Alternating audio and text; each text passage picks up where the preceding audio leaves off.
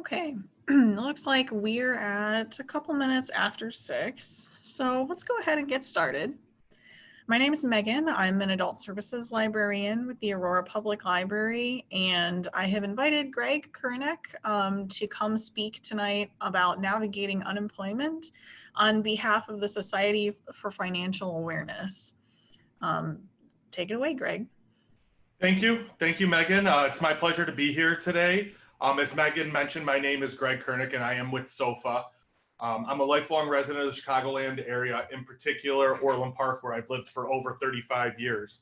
Now, I'm used to giving these presentations in person, but this is kind of our new normal now, and we're adapting to it. And I was joking with Megan earlier that 3 months ago, I wouldn't have been able to work all this technology with Zoom and Facebook and all that stuff, but we've come to grips with it just as things are starting to open up, and we might be heading back out to the libraries. But it's been a good experience so far. But a little about myself: I'm a graduate of Purdue University. I graduated with a degree in financial planning and counseling. I'm a certified financial planning professional.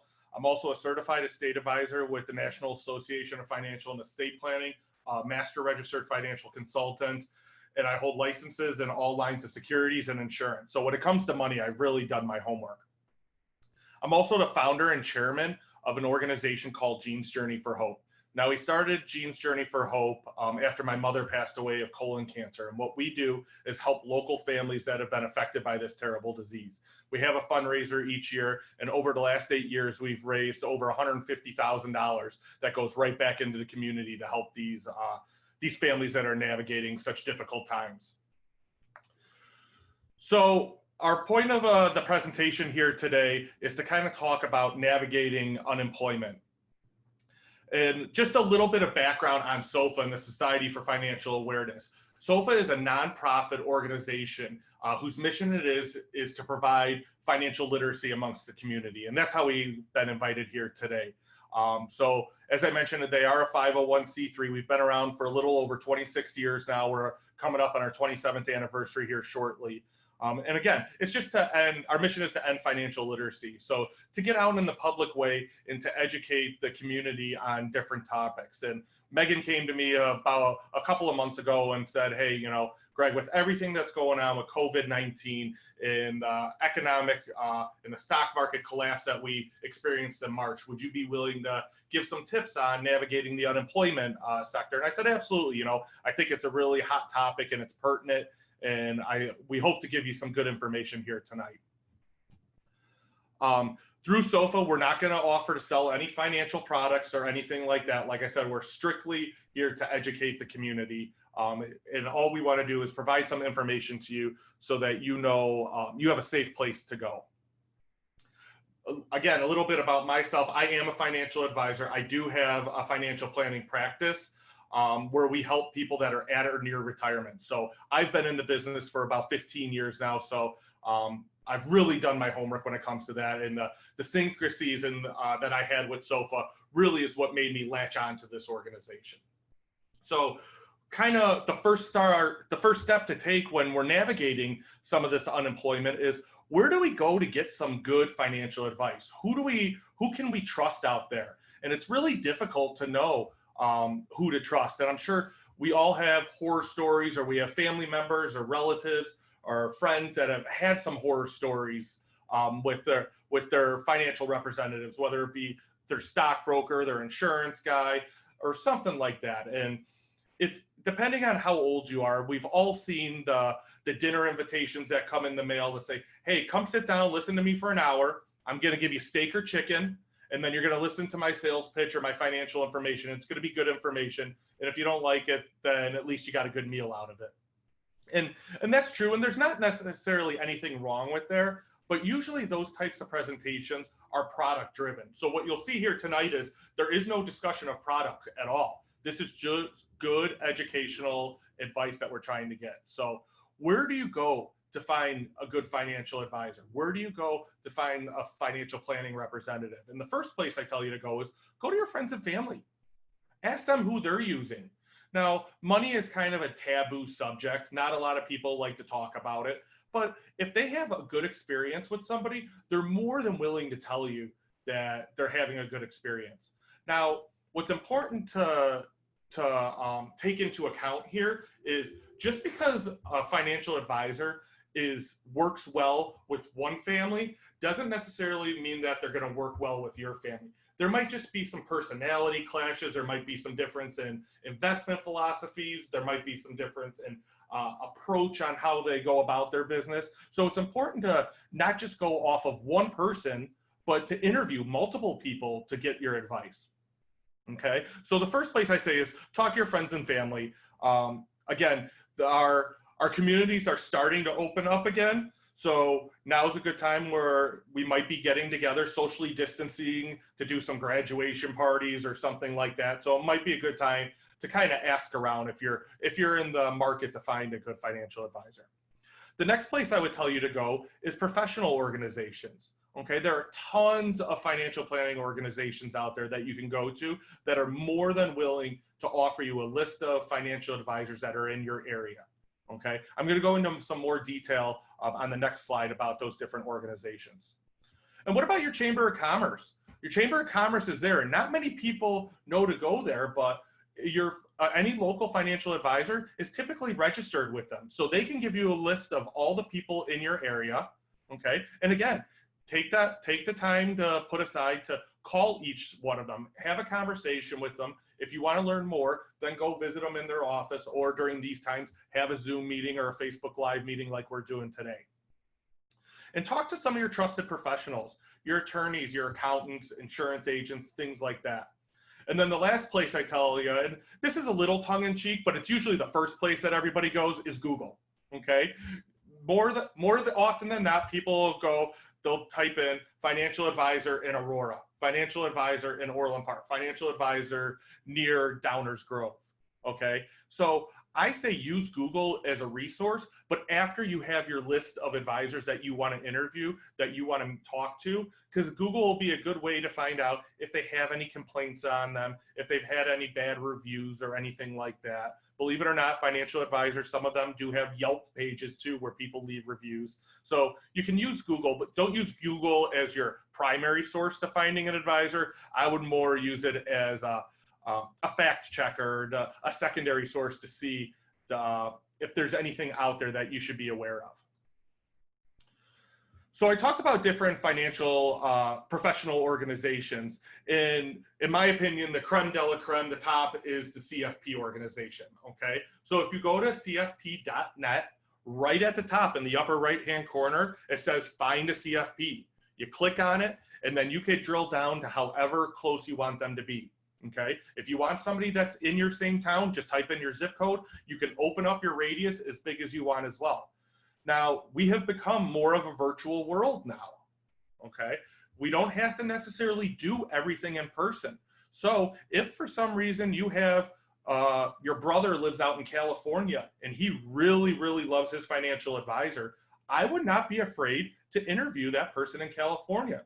The way that we go about business now, through Zoom meetings, through phone calls, through emails, online document signing, things like that, I would not necessarily be afraid to do things completely virtual.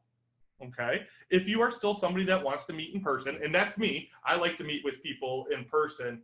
I like to, when I could, shake their hand and get to know them a little bit more, but that's the way I like to do it. But it's not necessary these days. You can get good financial advice virtually just as well. Some other good organizations, NAPFA, Financial Planning Association, and again, SOFA, okay? All these different organizations have buttons to click on where you can search for financial advisors in your area, or again, expand it out to where you might be. You might be, 3 or 4 years away from retirement, and know that as soon as you retire, you're moving to Florida or you're moving to Arizona. So you might not be too keen on starting a relationship with somebody in the Chicagoland area. You might want to find an advisor down in Florida because that's where you're going to spend the next 20 or 25 years. So don't be afraid to open up your radius to where you're going, okay? Wayne Gretzky used to say he didn't have to go, he had to know where the puck was going, not where the puck is. And so again, just have the foresight. What is your plan? Where are you going to be in the next several years to maintain this professional relationship? Some of the trusted professionals I mentioned, talk to your CPA. a lot of CPAs are actually licensed to be financial planners as well. So I've seen CPAs that are dual registered as a CPA and a CFP. So you might want to start there as well. But you can also talk to attorneys if you've done any of your estate planning documents. Usually attorneys and financial advisors work hand in hand together. So they might have a couple of people they could refer you to. Any family law or tax attorneys would do as well. Talk to your insurance agent. Okay. Again, some of the insurance agents out there are licensed to be financial professionals as well. The one caveat I would say to that is make sure that they're not captive. Make sure that they are not only allowed to sell whatever their insurance company's products are, that they're independent and they can offer you the universe of financial advice. So that's one thing that I would be aware of. Okay. And then I say your 401k representative at work, whether or not you've talked to them or not, if you have a 401k at work, there is a representative that is attached to that account. You probably see their name on their statement. It's real small, usually in the upper right-hand corner or something like that. They might email you once a year saying, hey, I'm going to be in the building if you want to get together. So that might be a good place to start as well. Again, during your interview process, though, I would make sure that their only focus isn't just on 401ks, that they are trained to offer you other financial advice as well. And if they're not, maybe they can refer you to somebody else in their organization that is more equipped to do so. So our next topic is how to file for unemployment. It has been a very, very arduous, difficult process over these last 3 months.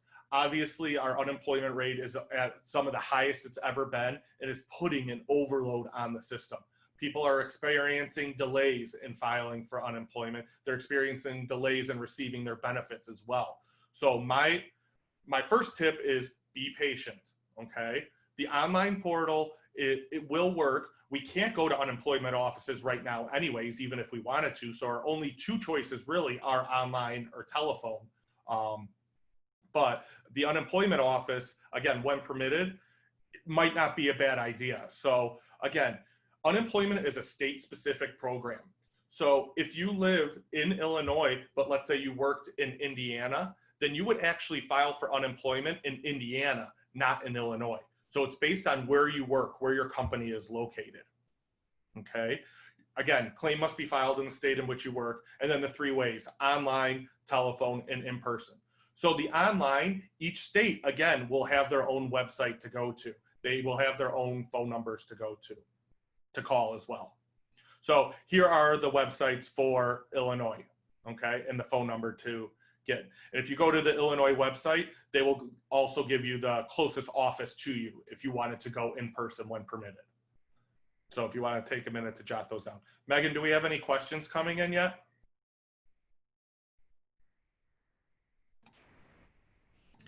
I don't see any questions yet. If you do have questions during Greg's presentation, please feel free to drop them in the chat, either on Zoom or Facebook.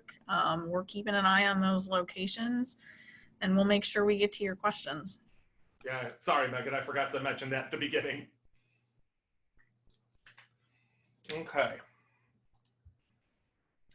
So before you start to file for unemployment, there's a couple of things that you want to keep in mind. Okay. And the first is to make sure that you're accurately reporting the reason why you are filing for unemployment. Now that sounds pretty straightforward. I'm filing for unemployment because I lost my job, or I was furloughed, or I was laid off. But if you do have some sort of agreement worked out, and that's happening in this time, maybe you were full-time and they dropped your hours down to 15 hours a week or something, you might still be entitled to unemployment. So it's something to look into, but make sure you when you're filing for unemployment, you report that you are still working, but you're working at much reduced hours. You have to report any wages that you're earning. So just because you were laid off from, if you're somebody that had 2 jobs, if you were laid off from your primary income source, but you were working a second job at Home Depot or someplace like that, that's actually booming right now, you still have to report that you're earning wages from that other job as well. Again, some more common sense, be available to work. Okay, they're not going to let you just collect money and sit back. Okay, that's not how this system works. They're going to encourage you and they're going to check on you to make sure that you are trying to find jobs, that you are trying to find suitable employment to move forward with your line of work. And again, actively search for work. Develop and document an effective search plan. So again, kind of prove the different industries that you're in. What resumes are you sending out? How are you doing it? Whether it's through Career Builder or Glassdoor or LinkedIn or anything like that. You can use the IllinoisJobLink.com to search for jobs, but really any of those search engines, any of the job search engines would work. Even if you talk to a staffing company, report that as well. You know, somebody that's going to help place you as well. Do not pay an agent to file your claim. Okay, there's a lot of scams out there where they say, oh, we'll file your claim for you, we'll get you more money, and that's not legal. You can't do that. You have to file for unemployment on your own. Do not commit fraud. Don't falsify your wages. They'll find out. Okay, I've seen people where they falsified their wages, and then the unemployment found out, and they actually come back and they want their money back.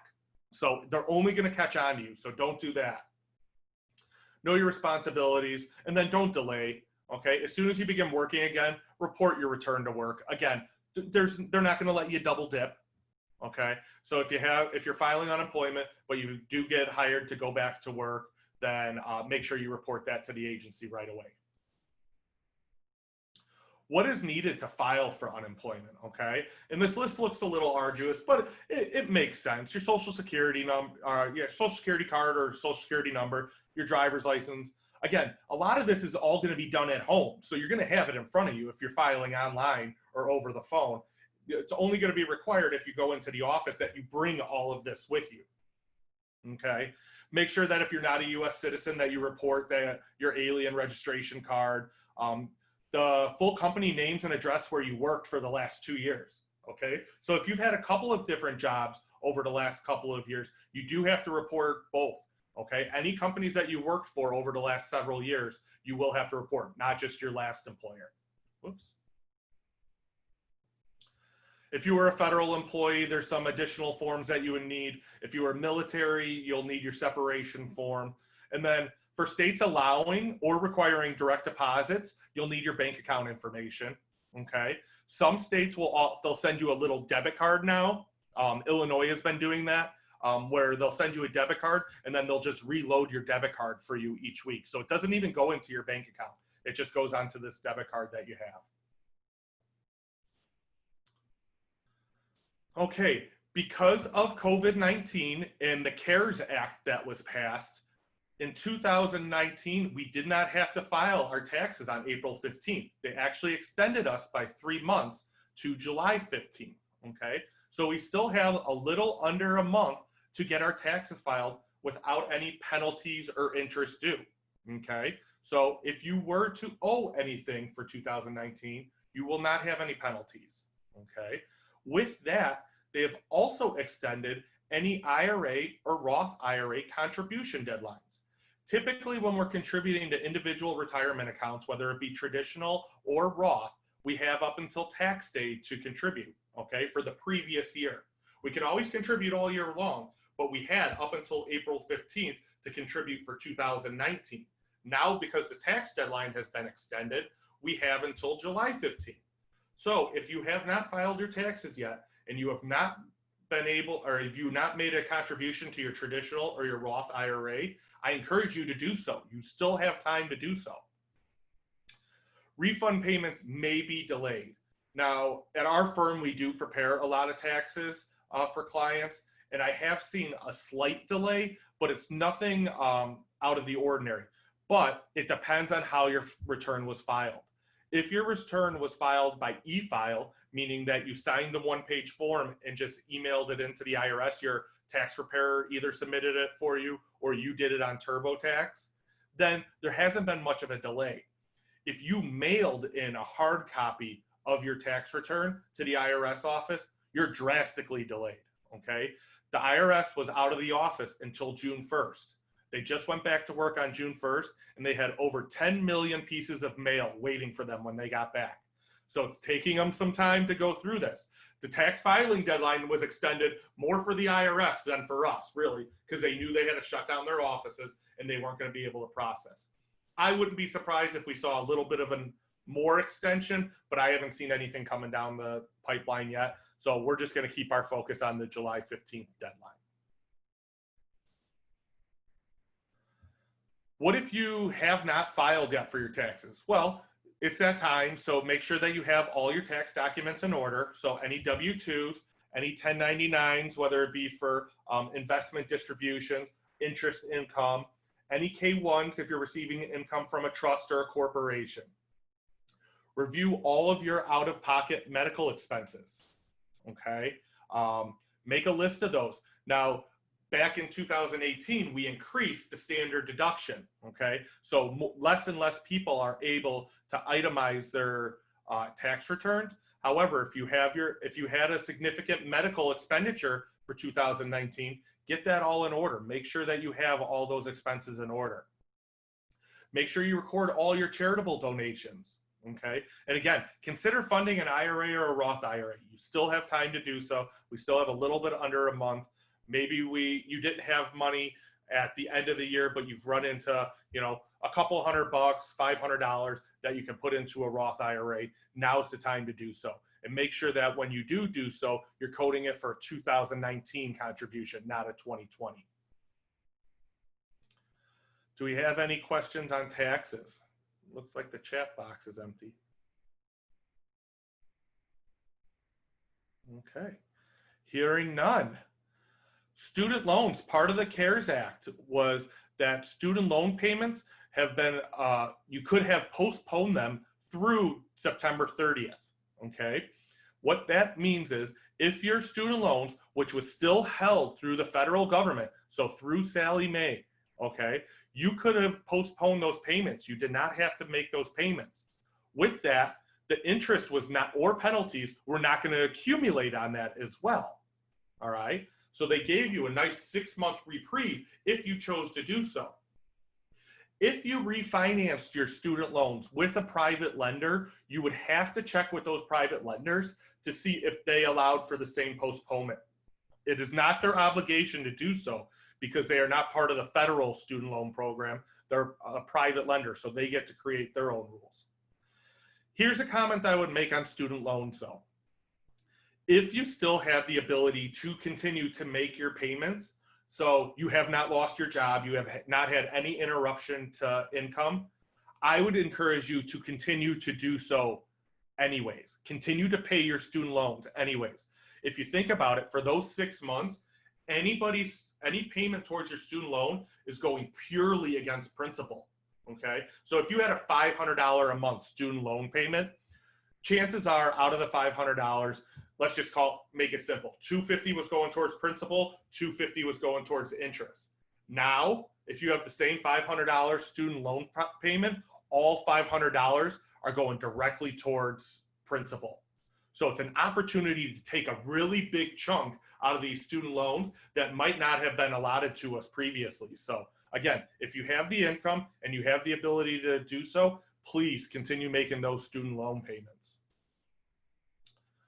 Now, if you are working in the public sector, you may or may not be aware of the Public Service Loan Forgiveness Program, okay? And what that states is, if you were working in the public sector, so you're a teacher, you're a fireman, you're a police officer, if you can make substantial payments on your loans for 10 years, 10 consecutive years without missing anything, and after those 10 years, your student loan gets forgiven completely.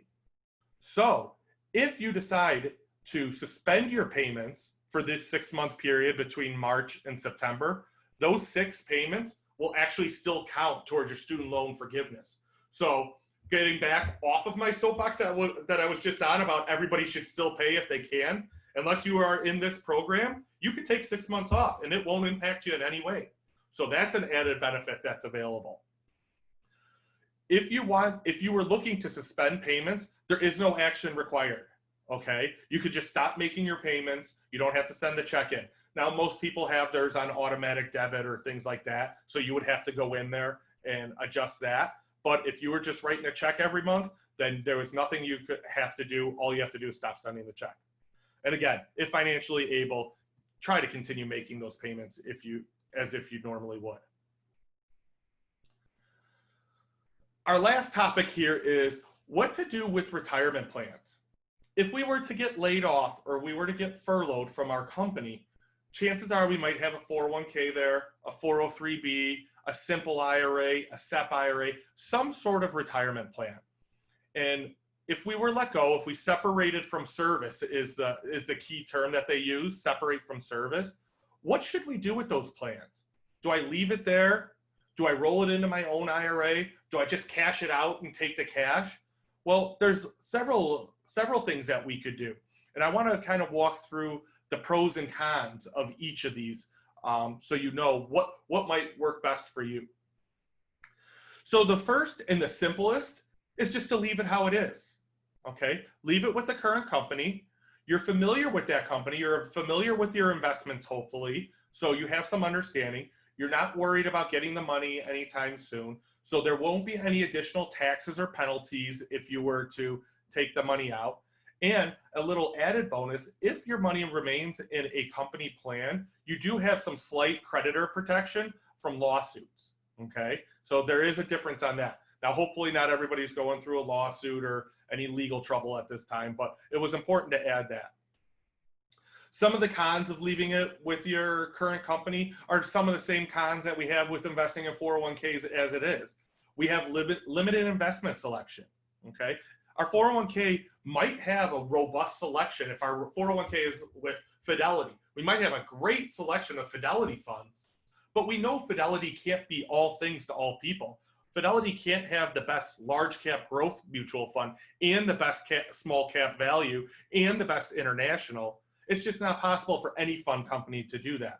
So if you were to move the money out of your 401k and into an investment controlled by you, you would have more opportunity, more investment selection to choose from. The option to leave your 401k with the current company may not be available to you. There are some companies that have it built into their plan that when you separate from service, they will give you a time frame of 1 month, 3 months, 12 months in which you have to move your plan someplace else. And if you choose not to do anything, then they will cash it out for you automatically. Okay? We don't want that. We don't want anybody making decisions for us that we don't make for ourselves. So again, know your company plan options. If you have been laid off, if you are unemployed at this time, call your 401k company and talk to them. Ask them what the options are, okay?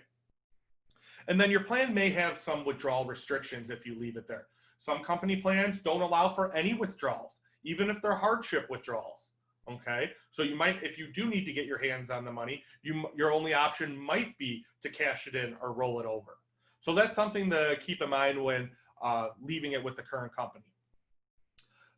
The other extreme would be to cash it in. Just take the check. So if I have $5,000 in my 401k, I want the $5,000. The pro to that is I get cash on hand, okay? But depending on your age, there might be penalties involved. If you are under the age of 59 and a half, there's an automatic 10% penalty that is put in place. So again, my $5,000 with the 10% penalty, I only get $4,500. That's before taxes. When you cash out your 401k, every company has a mandatory 20% federal withholding tax as well. So right out of the gate, I've lost 30% of my money to taxes and penalties if I'm under 59 and a half, okay, just by cashing it out. Now, you might say, well, Greg, I'm not in the 20% tax bracket. I'm in the 12% tax bracket. The company is mandated to withhold 20. You'll get the remaining money if you overpaid your taxes when you file your tax return the following year, but by requirement, they're required to withhold 20. Now, if you're in a higher than the 20% tax bracket, let's say you're in the 24% tax bracket, then you've underpaid your tax withholding and you might have to write a check at the end of the year. So making sure you coordinate any penalties, federal and state income tax that might come into play.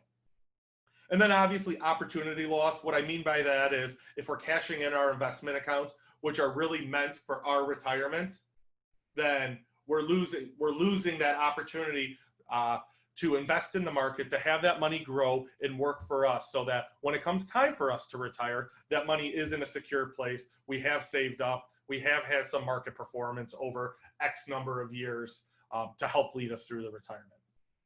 So those are the pros and cons for cashing it in. The next option is transfer it to a new retirement plan. So let's say you got laid off, but you were lucky and you quickly enough found a new job.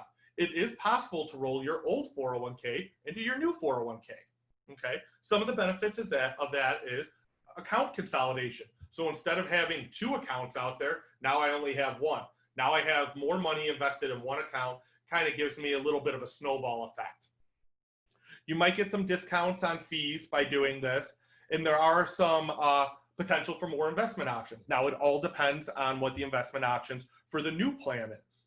I was working with a client just last week, and he asked me to take a look at his 401k plan.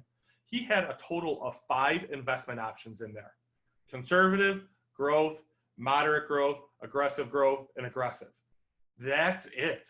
I said, wow, this is a terrible plan, to only give that many. Usually I see 15, 20, 25 different investment options. So if your new company is that rare bird that only has 5 investment options, I would probably not recommend you rolling it into there to consolidate accounts. I'd probably recommend you either leaving it with your old company if possible, or rolling it into your own plan. So, and again, by putting the old plan with the new plan, you'll still be entitled to the protection from the same lawsuits, the same legal protection. Again, some of the cons: limited investment options. New plan may not allow for you to roll the old plan in. So again, you have to call the new plan, check with them, see if they have, and then again, there might be some withdrawal restrictions. Now, the final option on what to do with your plan would be to roll it over into your own IRA or Roth IRA, okay, depending on if you had a 401k or a Roth 401k. Now, what this does is it provides you with the most flexibility when it comes to your investment selection.